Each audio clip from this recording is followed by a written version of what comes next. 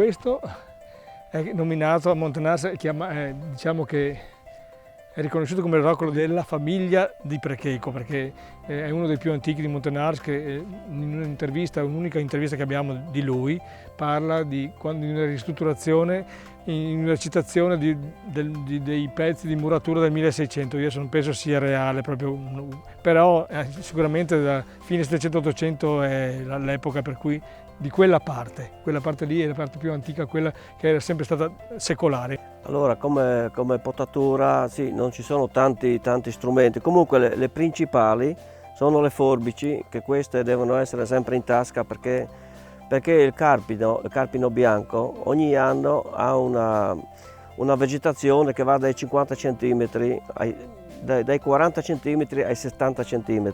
Poi sono queste altre forbici più grandi che praticamente quando si sale sulla scala a 3 metri, 4 metri, mia moglie me le passa su, allora queste qua vanno bene per tagliarle quelle più vicine. Poi io praticamente mi sono arrangiato ad allungarle un po', perché ci sono delle punte di carpino che sono più lontane e queste magari vanno ancora più lontano.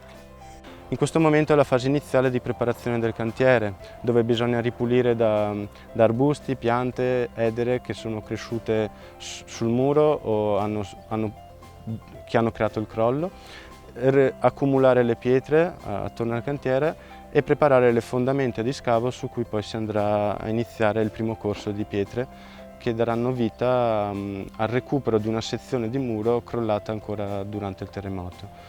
Questo muretto è caduto col terremoto, no? Naturalmente. Metà muro abbiamo recuperato i sassi e metà ce li ha portati il padrone qua del posto.